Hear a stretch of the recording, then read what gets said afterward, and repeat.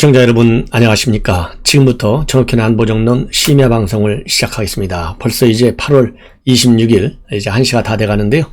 이번 시간에는 중점적으로 이 아프가니스탄 사태에 관해서 짤막하게 그리고 이 핵심 포인트만 짚어드리도록 하겠습니다.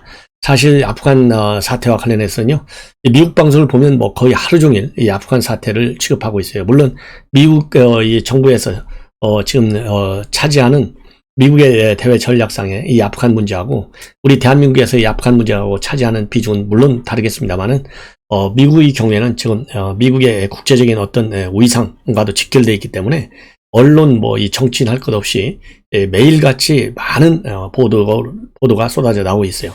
우리 국내에서도 제법 많이 나오고 있는데 여러분들 잘 아시다시피 지금 현재 우리 대한민국은 대선 국면에 진입하고 있어가지고요. 이 국제 뉴스에 대한 관심이 많이 지금 떨어지는 것 같습니다. 저도 그래서 이 오래간만에 이 아프가니스탄 사태를 종합적으로 한번 정리를 최근 상황을 중심으로 해서 말씀을 드리겠습니다. 여러분들 아프간 하면은 역사적으로 이 환경은 이미 지난번에 이 성신여대 김용호 교수와의 인터뷰를 통해서 말씀을 들었기 때문에 생략하고요.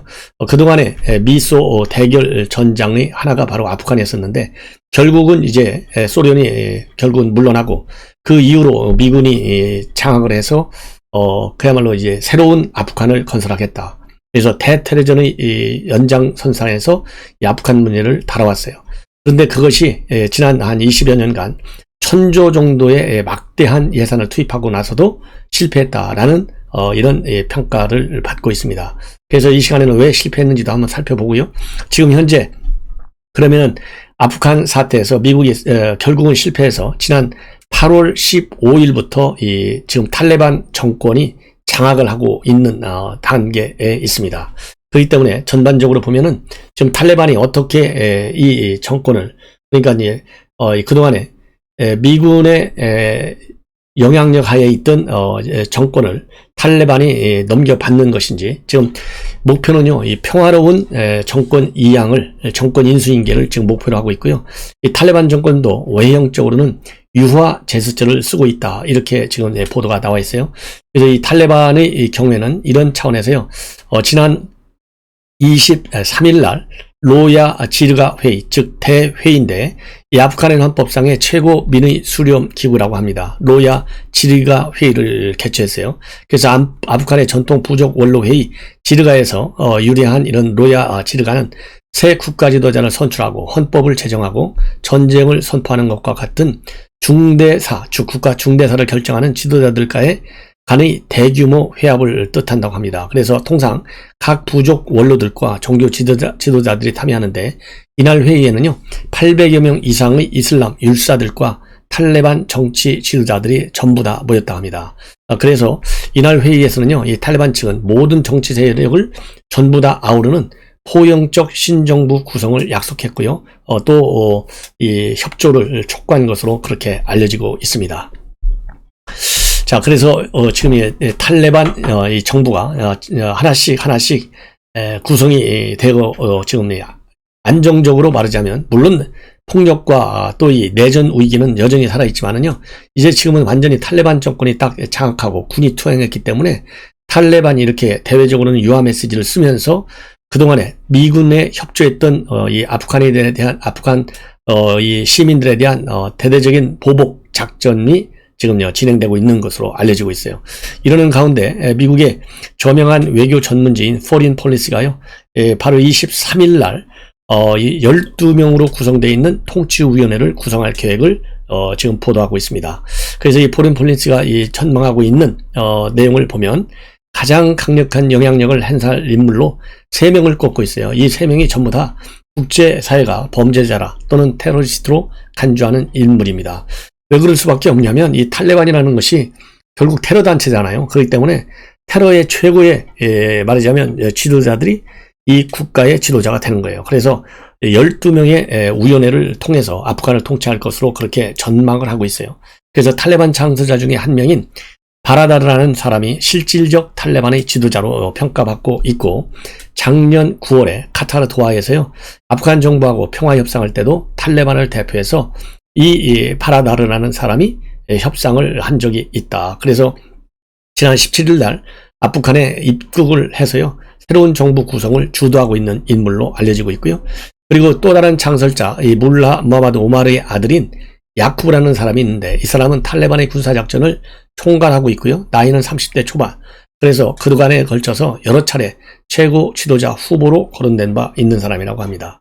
그 다음에 또 하나는요, 이 하카니라는 사람인데, 이 사람은 탈레반 연계 조직인 하카니 네트워크의 고위 인사이고 미국과 유엔의 테러리스트 명단에 올라가 있는 사람으로 그렇게 되어 있다고 합니다. 그리고 이 포린 폴리시가 이 전망하기에는요, 탈레반이 이 12인 위원회에 아프간 전 정부 인사 중에서 탈레반의 순정적인 이 인사들 또 일부 집어넣으려고 그렇게 생각하고 있다고 합니다. 왜냐하면은 지금까지 알려진 바로는요, 탈레반 지도부는 반탈레반 인사까지를 포함해서 가능한 한 포괄적이고 포용적인 그런 정부를 구성하는 것이 대외적으로 유화 메시지를 발표하는데 좋겠다. 그래서 이 포용적 정부 그리고 유화, 이런 두 가지를 특징적인 메시지로 띄우기 위해서 반탈레반 인사들까지도 넣으려고 한다. 이렇게 지금 알려지고 있어요. 자, 이러다 보니까요, 지금 이제 가장 국제적으로 중요한 현 시점에서는 이슈가 뭐냐면요, 지금 이제 철군 일정이 이미 8월 30일로 딱 못 박혀 있어요. 이거는 트럼프 정부가 이 아프간 정부하고 협상할 때 이미 8월 30일을 철군한다 이렇게 돼 있거든요.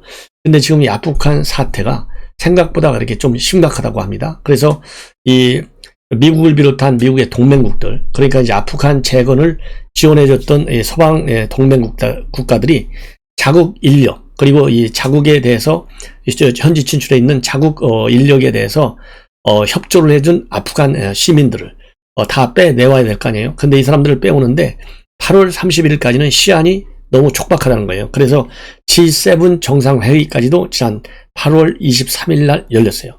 이번에 G7 정상회의는 의장국이 영국이기 때문에 영국 총리가 이 G7 정상회의를 보리스 존슨 영국 총리죠, 열었는데 여기에서도 전반적인 의견이 8월 30일 시한을 지키기가 어렵다. 그래서 철군 일정을 좀 늦추는 것이 좋겠다. 이런 의견이 집약이 됐어요. 그래서 이거를 이제 바이든하고도 많이 협의하고, 바이든도 이런 미국 동맹국들의 요청을 좀 진지하게 긍정적으로 검토를 했습니다.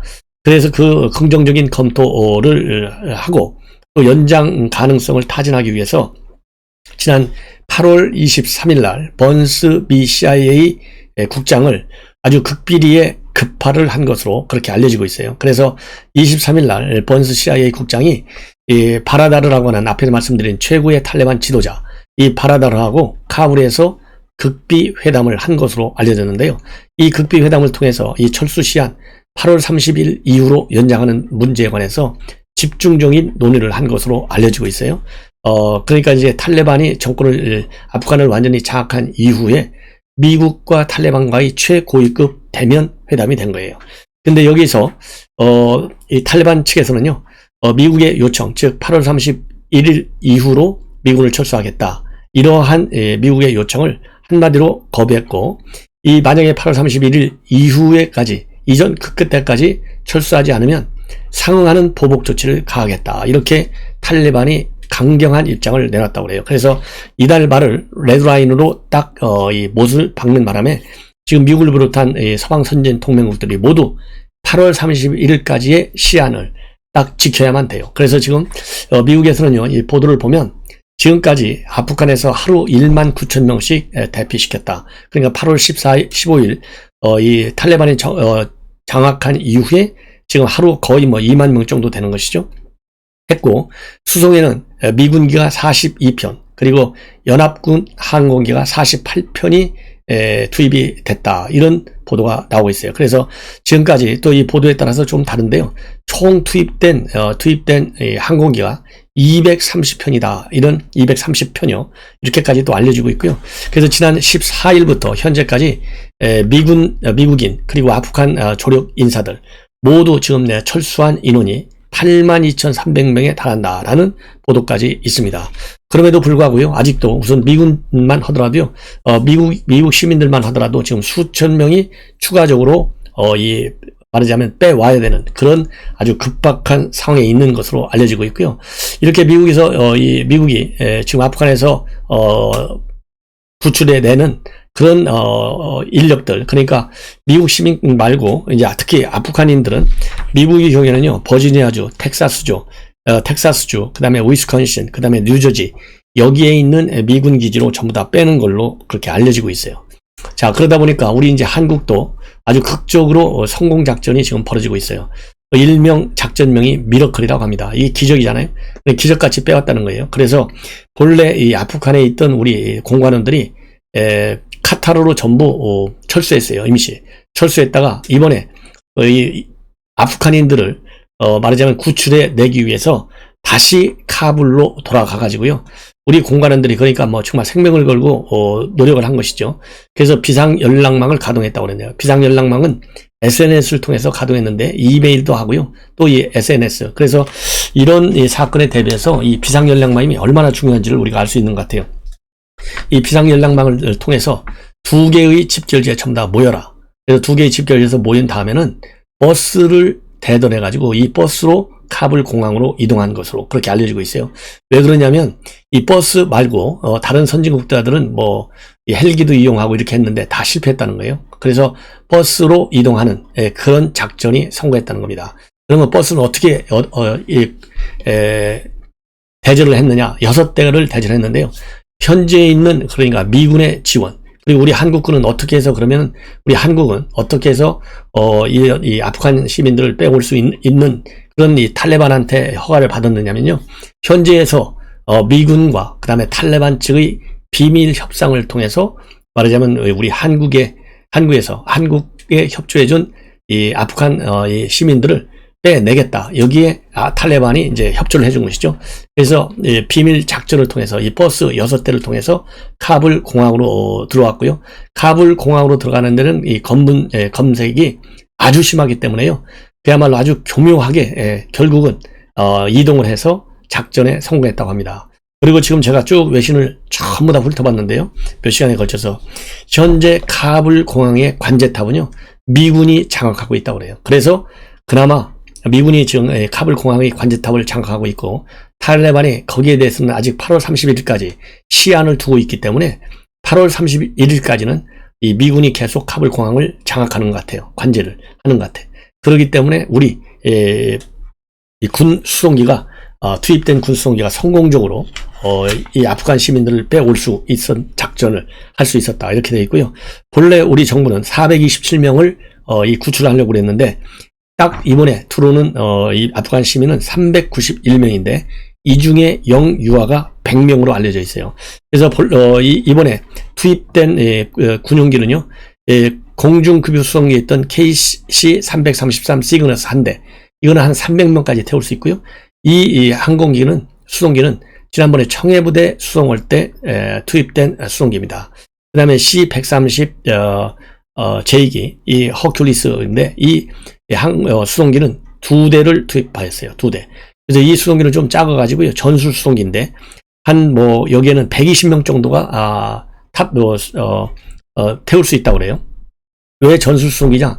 아프간 상황이 안 좋기 때문에 이 회피 기동 같은 걸 해야 된다는 거예요. 미사일 공격 같은 게 올 경우에 대비해서. 그런데 이번에 투입될 때는 상황이 그렇게까지는 위험하지 않았기 때문에 회피 기동 같은 것은 안 하고 조금 안전하게 전술 기동, 회피 기동을 안 하고 안전하게 카불 공항을 진입할 수 있었다고 합니다. 그래서 우리 군에서 투입한 이 세대의 수송기는 이 파키스탄하고요. 이 아프가니스탄은 1시간 정도밖에 안 걸려요. 저도 뭐 2007년도에 우리 샘물교회 인질로 잡혔잖아요. 그때 이 정부 대표단의 일원으로 파키스탄, 아프간 전부 다 가봤는데 1시간밖에 안 걸려 가깝습니다. 그래서 이 우리 군 수송기는 파키스탄에 대기하고 있었고요. KC-333은 그리고 130 이 허큘리스 2대만 왜냐면 전술 기동이 가능하기 때문에 이 카불 공항으로 투입돼서 안전하게 전부 다 수송을 했어요. 그래서 이 세대의 수송기는요. KC-333은 11시간 정도면 서울에 오고 그 다음에 이 허큘리스는 공중급유를 받아야 되기 때문에 중간급유를 받아야 되기 때문에 17시간이 걸려서 내일이면 오전 오후에 걸쳐서 둘 다 우리 국내 인천공항에 도착하는 걸로 그렇게 되어 있고요. 도착하면 바로 인천에 있는 인재개발연구원으로 이분들이 가서 거기에서 이제 정부의 도움을 받아서 안착을 하고 그 다음에 필요한 방역 조치도 취하고 이렇게 되어 있는데요.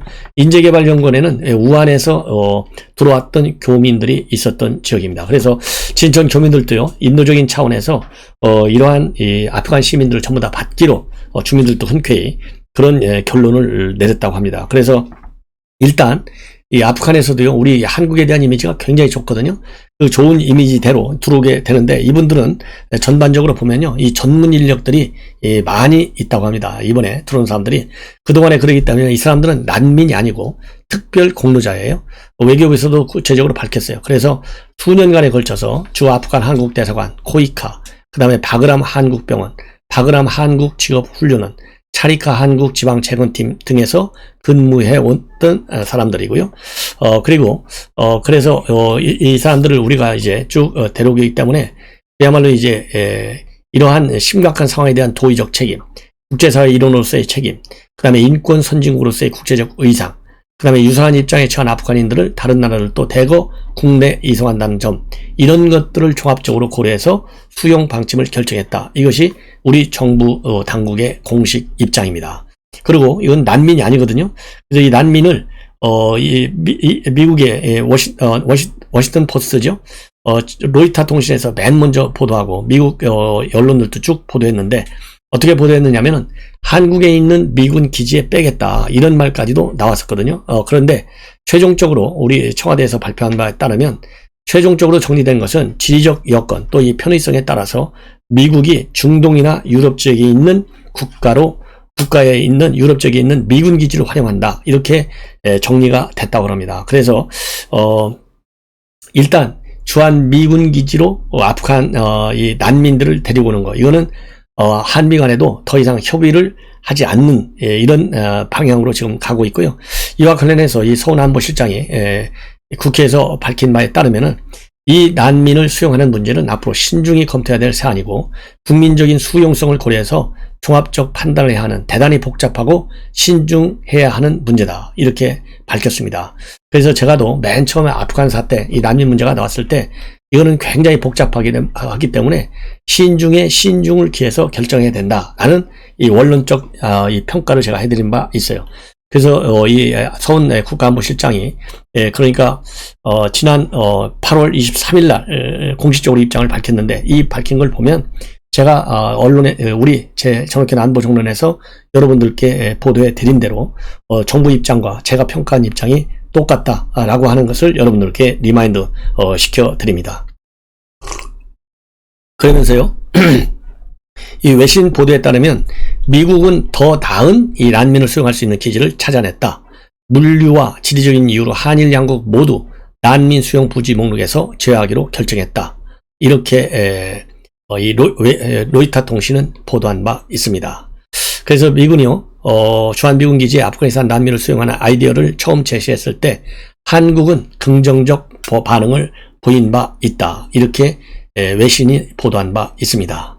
자, 이렇게 해서요, 이 아프간 난민, 우리 국내로 들어오는 문제까지 포괄적으로 말씀을 드렸고요. 그야말로 아주 성공적으로 아프간 시민들을 우리 한국으로 이렇게 수송하는데 굉장히 고생이 많았을 거로 생각이 돼요. 외교부, 국방부, 국정원, 청와대, 그 다음에 특히 현지 공관원들 말이죠. 생명을 걸고 들어가서 노력한 우리 외교관들, 이 노고에 우리 국민들께서 아예 아낌없는 성원 해줄 필요가 있지 않나 하는 생각이 듭니다. 그리고 이번에요, 이 법무부에서도 조치를 했는데요. 우리 국내에 체류하고 있는 아프간인이 434명이 나옵니다. 합법 체류자에 한해서 특별 취업을 허용한다, 이렇게 입장을 박범계 장관이 발표를 했어요. 그래서 이 434명인데 유학 목적 체류자가 62명, 그 다음에 외교 공부가 50명, 기업 투자가 35명으로 다양하고, 불법 체류자 72명을 포함한 기타 체류가 161명으로 가장 많은 것으로 그렇게 지금 알려지고 있습니다. 자, 이렇게 해서요, 이 전반적으로 최근에 지금 이 아프간 상황을 가장 간결하고 핵심만 여러분께서 알 수 있도록 제가 요약 정리를 해서 분석해 드렸습니다. 그런데 지금요, 지금 문제가 뭐냐면요, 왜 미국은 이렇게 큰 전쟁에서 항상 실패만 하느냐, 이 문제에 관해서요, 이 조선일보에 유용원 군사 전문 기자가 분석한 내용이 있어요. 여러분들 뭐 이번 아프간 사태를 보면서 정부가 다 썩었다. 아마 대통령서부터 시작해가지고요, 아들 미국에서 뭐 수십억짜리 초호화 생활을 하고 있고, 이 아프간 대통령은 그야말로 돈 뭉텅구리를 차량 여러 대 나눠서 싣고 가다가 제대로 다 돈을 빼돌리지도 못했다. 이런 얘기까지 나올 정도고, 그 다음에 아프간 군은 다 썩어가지고 30만 정규군이 6만 탈레반 군마도 탈레반 세력만도 못하다. 그 군은 썩고 정부도 썩고 이러니까 탈레반한테 넘어가는 거예요. 이걸 보면 대한민국도 정치 지도자들, 특히 최고 군 통수권자, 이 사람들이 얼마나 제대로 군 통수권자로서의 마인드와 전략적 사고를 갖고 있는지, 그 다음에 군은 국가를 방어할 수 있는 그런 군기가 살아있는 군대인지, 이것이 국가를 지키는 데 있어서, 국가 안보를 지키는 데 있어서 가장 핵심적인 요소예요. 그래서 유용원 군사 전문 기자가요, 이번 이 아프간의 이 미군 작전 실패, 이와 관련해서는요, 그동안에 이제 책자 2개를 소개하고 있어요. 하나는 해군대학 교수가 쓴, 스토커 교수가 쓴 책, 2019년도에 나온 책인데요. 미국은 왜 전쟁에서 패배하는가? 6.25 전쟁에서 현재까지. 이런 것을 통해서 이 해군대학 교수가 쓴 실패의 원인, 이 실패의 원인을 보면요, 미군의 경우에는 91년도 걸프전 하나 빼놓고는 전부 다 실패했다는 거예요. 아프간전 실패, 이라크전 실패. 왜 실패했느냐? 정치적 목표 설정이 잘못됐다는 거예요. 정치적 목표 설정이 잘못되다 보니까 정치 지도자들, 군 지휘부가 잘못된 인식 속에서 전쟁을 수행하다 보니까 전쟁 수행 전략이 또 실패하는 거예요. 그렇기 때문에 정치적인 목표 설정의 실패와 그에 따른 부적절한 군사 전략의 이 채택, 이런 걸로 인해서 실패할 수밖에 없었다. 이런 지금 분석을 내놓고 있고요.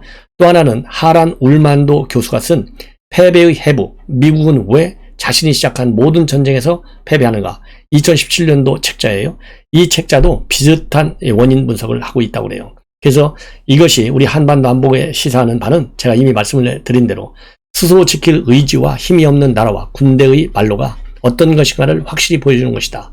남의 일이 아니면 우리나라도 한미동맹이 깨지거나 약화될 경우에는 어떻게 될 것인가는 보여주는 것이다. 이렇게 많은 분들이 비판하고 있고요. 특히 우리 한국의 경우에는 대규모 전시 증원 계획이라는 게 있어요.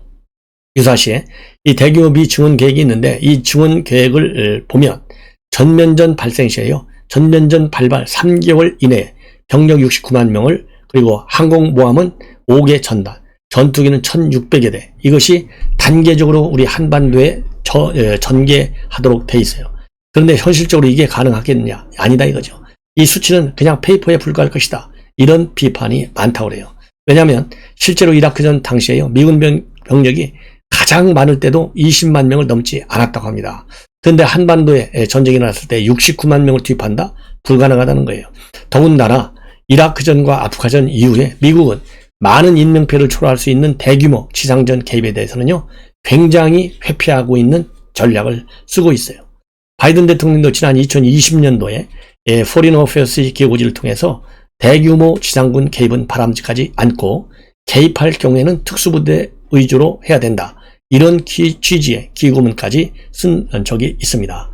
따라서 결국 한반도에서 이 지상전이 일어날 경우에는 이 아프간 미군 철수를 통해서도 알 수 있듯이, 그리고 실패한 걸 알 수 있듯이 군도 군대로 제대로 군기를, 그리고 훈련을 철저히 해야 되겠지만은 페이퍼에 불과한 이런 작전 계획 전면 재검토해야 되는 것이 아니냐, 이런 의견이 나오지 않을 수 없다.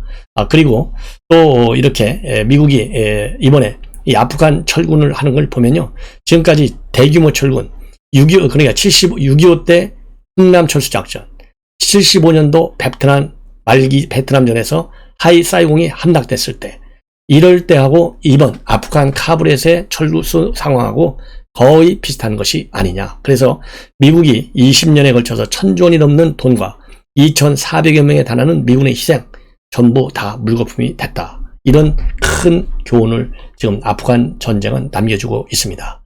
그래서 우리 국민 여러분들도요, 국가 안보에 있어서는 여야도 없고 진보도 그 다음에 보수도 있을 수가 없습니다. 딱 하나가 될 때, 그리고 군과 민이 또 하나가 될 때 나라의 안보는 지켜줄 수 있고요. 그 위에 가장 중요한 것은 최고 통치권자가 어떤 전략과 어떤 이 군사 전략적 목표를 설정하느냐, 이것이 또 하나의 큰 변수다고 하는 것을 실패한 전쟁의 교훈으로 우리가 삼아야 되겠다는 말씀을 드리면서 심야 방송을 마칩니다. 아무쪼록 편안히 주무시기 바랍니다.